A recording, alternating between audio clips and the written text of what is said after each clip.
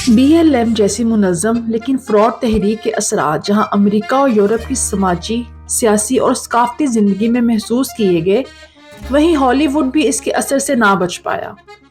اس لیے LGBTQ community اور woke movement کے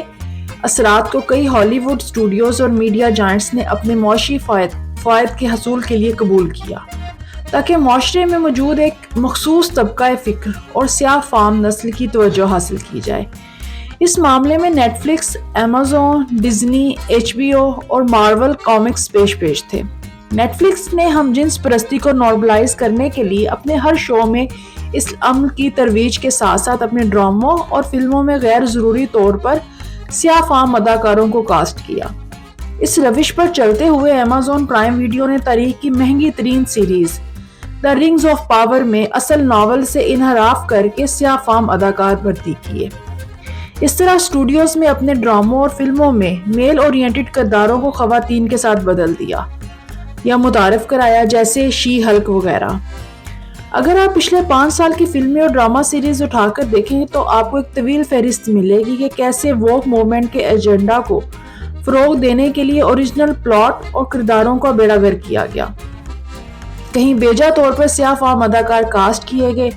کہیں ہم جنس پرستی کو نارمل دکھایا گیا اور اکثر لیڈ رولز خواتین سے پلے کروائے گئے۔ اس رجحان پر پہلے بھی پوری دنیا کے ناظرین، خاص طور پر سفید فام لوگوں کی جانب سے آوازیں اٹھتی رہی ہیں، لیکن اب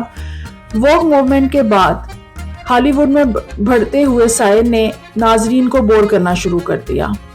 اور اب وہ ایسی پروڈکشنز کو رد کر رہے ہیں جس کی وجہ سے کئی فلموں اور TV سیریز کی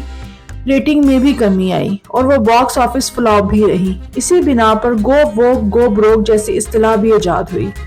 لیکن پھر بھی اسٹوڈیو مالکان کو عقل نہیں آ رہی۔ اسی رجحان کی ایک تازہ مثال نیٹ فلکس پر حالیہ ریلیز ہونے والی منی سیریز کلیوپترا ہے۔ جیسے کہ ہم جانتے ہیں کہ فرعونِ مصر میں سب سے معروف فرعونہ کلیوپترا تھیں، لیکن تاریخی شواہد کے مطابق وہ نسلی مصری نہیں تھیں بلکہ مقدونیہ سے تعلق رکھتی تھیں، اور ان کی رنگت گندمی یا کالی نہیں بلکہ سفیدی مائل تھی۔ لیکن نیٹ فلکس نے اپنے شو میں کلیوپترا کے رول کے لیے اوڈیل جیمز نامی سیاہ فام اداکارہ کو دکھانے پر ہی اصرار کیا، باوجود اس کے کہ ہر طرف سے اس کی مخالفت میں آوازیں اٹھیں اور حکومت مصر نے اس بابت احتجاج بھی کیا اور پیٹیشن بھی دائر کی کہ کلیوپترا کو اس کی اصل رنگت کے حوالے سے کاسٹ کیا جاتا، لیکن نیٹ فلکس والوں کے کان پر جوں تک نہ پھیلی۔ بہرحال کچھ روز پہلے ہی یہ منی سیریز نیٹ فلکس پر ریلیز ہوئی اور انتہائی بری طرح پٹ گئی۔ IMDb پر اس کی ریٹنگ 1/10 ہے۔ روٹن ٹمیٹوز پر اس کی آڈینس سکور صرف 2% ہے، جو کہ TV ہسٹری میں سب سے لوئسٹ سکور ہے۔ بہت سے تجزیہ نگار اس وجہ سے شو کے ناقص کنٹینٹ، عکس بندی اور سب سے بڑھ کر غلط کاسٹنگ کو قرار دے رہے ہیں۔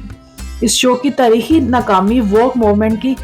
منہ پر تماچا ہے، اور بیشتر لوگ امید کر رہے ہیں کہ اب اسٹوڈیو مالکان کو اتنی عقل آ جانی چاہیے کہ لوگ اچھے سکرپٹ کے ساتھ ساتھ درست کاسٹنگ سے کم پر نہیں ماننے والے، اور ووک موومنٹ ایک ڈھونگ اور فنون لطیفہ میں نسلی اور جنسی عصبیت کو پیدا کرنے کے سوا اور کچھ نہیں۔